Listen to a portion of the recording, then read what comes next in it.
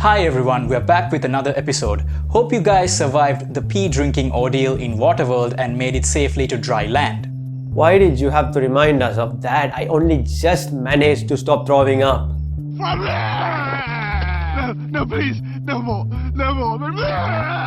I guess not everyone survived unscathed. Well, moving on, let's talk about a day in the life of an agent of Men in Black. We're going to be looking at all 3 movies starring... Hold up, didn't they make a 4th movie with, what's his name, Chris Hemsworth and... They made 3 movies, Akira. 3 movies starring Will Smith and Tommy Lee Jones. Okay. And most of them were pretty good. Alright, let's get to it.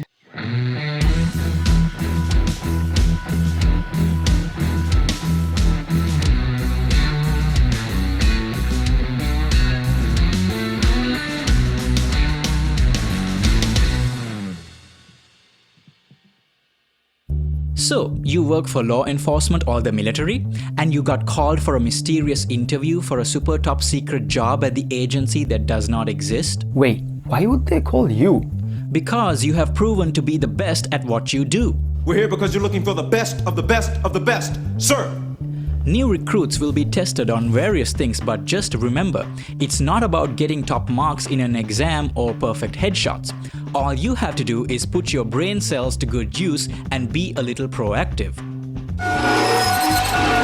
Basically, you have to not be a lazy, brain-dead public sector employee that can't think outside the box. Gentlemen, congratulations. You're everything we've come to expect from years of government training. So, I guess that leaves out the Sri Lankan public sector where everyone is lazy and can't think proactively? That's very funny to me. Y'all ain't laughing though. Now that you have passed the tests, you're ready to begin your first day at work. You start by going through the orientation program. A senior agent will give you a small tour of the office to familiarize you with the workplace and also to give some really important safety information. Hey, what's this thing?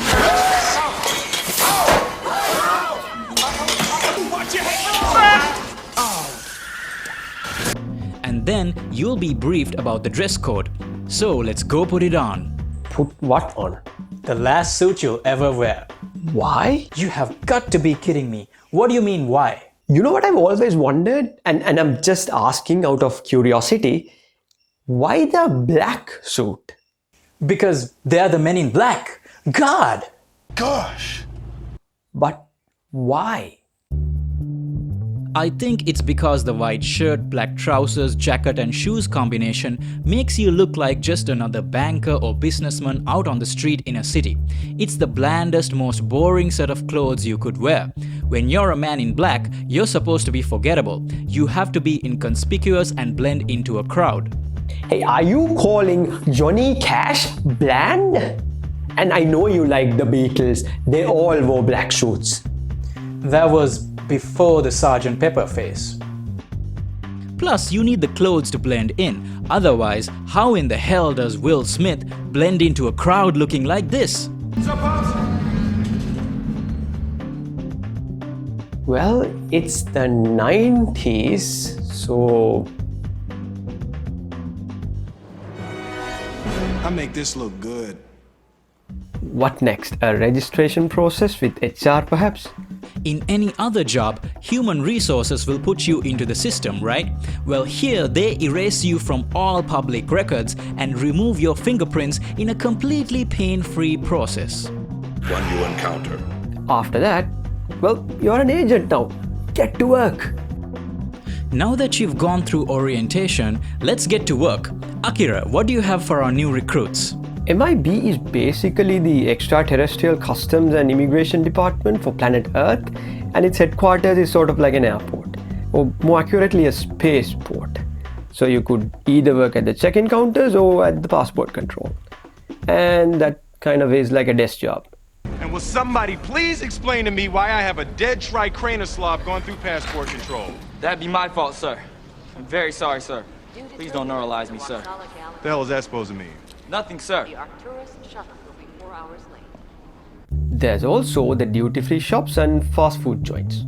Sounds kinda boring. Don't you have anything more exciting than flipping burgers at Burger King? Well, you could join the cleanup crew. That's the army of people dedicated to cleaning up after agents J and K, not to mention erasing all evidence of their adventures. And you can imagine the amount of paperwork they would have to do, considering the mess these two usually leave behind. We have to do a considerable amount of paperwork. Yet we never see Agent J writing a report. I wonder how he gets away with it. Probably gets an intern to do it. Paperwork is boring, you know. You really want to process all this lot? My pen's running out. Not a problem. Tell us more about these agents J and K. I think our recruits might want to know what they get up to. They get up to all kinds of crazy alien shit. For instance, like checking for health code violations in restaurants. And Bob here is a clear violation of Health Ordinance 32. Selling unlicensed extraterrestrial foodstuffs. That is an earth fish. Alien autopsies.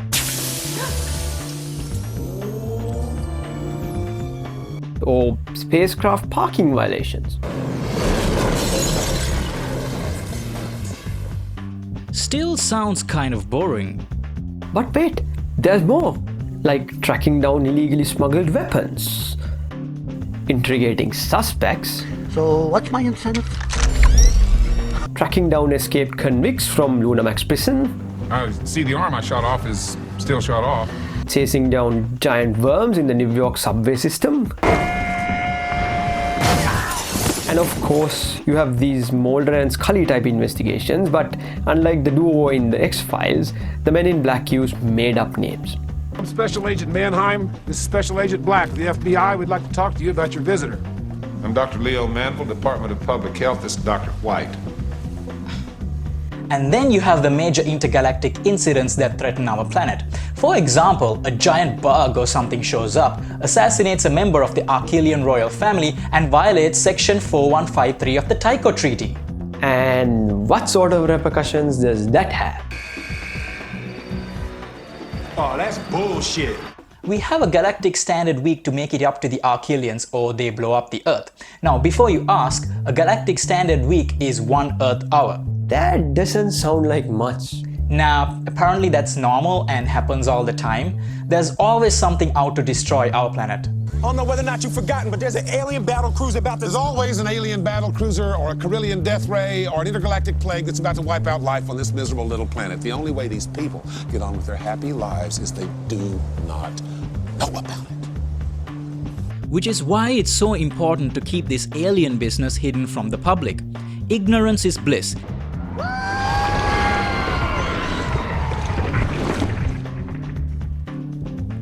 And humans don't need to know that our tiny little planet could be vaporized at any moment by a hostile alien armada. Hence, the use of neuralizers to wipe away the memories of any civilians that come into contact with ETs. The city of New York would like to thank you for participating in our drill. Had this been an actual emergency, y'all would have been eaten. Because you don't listen. Wow, the filmmakers make our lives sound so insignificant, don't they? Yeah, and not only does it put things in perspective, but they did a great job of capturing that sense of wonder you get when you go outside and you look at the night sky and you feel all our earthly problems just melt away in the face of these events that happen on a galactic scale. Hello? Hey, you going all Carl Sagan there, dude?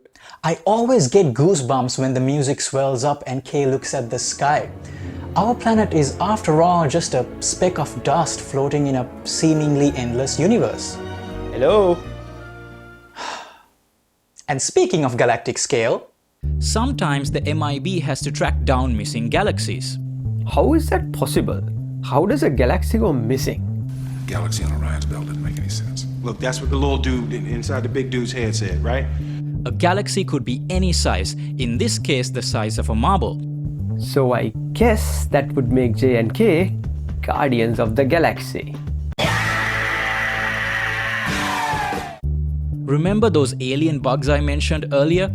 I'm sure our recruits would be dying to know how to deal with giant cockroaches and other galactic threats. They'd be delighted to hear that the MIB agents pack some serious firepower to deal with these pesky alien visitors. Your favorite weapon?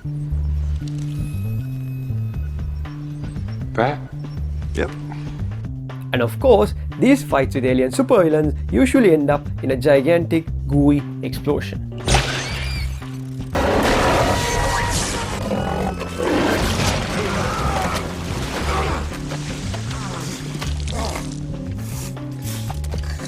And that is why you need a cleanup team.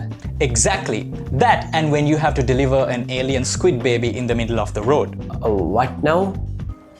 You know, it's actually kind of... You must be wondering, how do they get funding for all the high-tech weapons, the car that transforms into a spaceship, and the alien surveillance systems, not to mention the hundreds of agents that need to be paid? The MIB holds patents for alien technology they confiscated over the years. Stuff like Velcro and liposuction. They fund their whole operation off the royalties for these inventions. It's a fascinating little gadget. It's going to replace CDs soon, so I'll have to buy the White Album again. So it's not connected to the US government, is it? No, it's not. That is a common misconception actually. They don't make it 100% clear in the films, but Kay says that they don't report to any branch of the government. When you look back at the founding of the organization... Gentlemen, before I play the tape, one question. What's up with anal probing? I mean, aliens travel billions of light years just to check out our... Boy, move! Okay. The MIB did start as an agency to establish contact with extraterrestrials, but it was underfunded and a laughingstock within the government. But the aliens believed in them and they made contact. Oh, you brought that tall man some flowers. These aliens wanted to use Earth as a safe haven for intergalactic refugees, aliens that don't have a planet. Looks like Spielberg's work. The MIB agreed and started covering up the alien landings. I'm guessing somewhere around this time they became completely independent from the government with the help of those lucrative patents. Now they no longer have to deal with the bureaucracy, and plus it's easier to maintain their cover this way. With all these aliens running around our planet, 1,500 of them at any given time. Yes, but how do we communicate with them? Oh!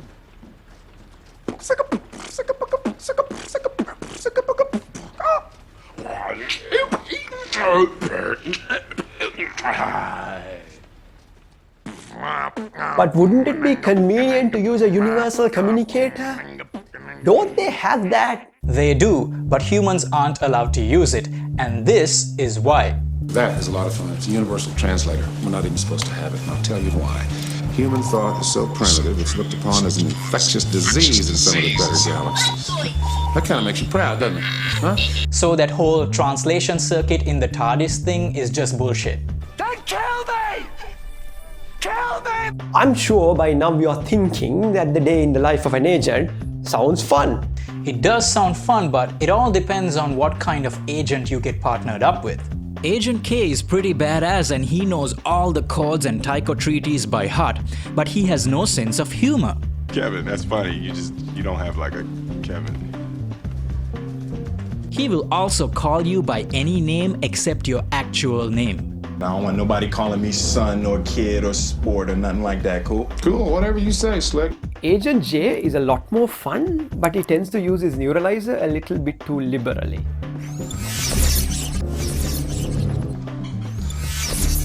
Please don't neuralize me, sir. You have got to stop neuralizing MIB personnel. The dude was crying in the middle of the diner. I hate that. Which reminds me of someone. Now, who could it be? Of course, the worst kind of partner is Frank. Go on now, go! Walk out the door! Frank! Interesting job you guys have. So, would it be fun to... What are you drinking? Oh, chocolate milk. Why do you ask? Doesn't that mean we are experiencing a temporal fracture? Oh, right. Then this could be the universe where Cyberpunk 2077 gets delayed by another year. No, dude, the game's already out. I've been playing it for a while. PC? Yeah, PC. Bugs, glitches, hiccups?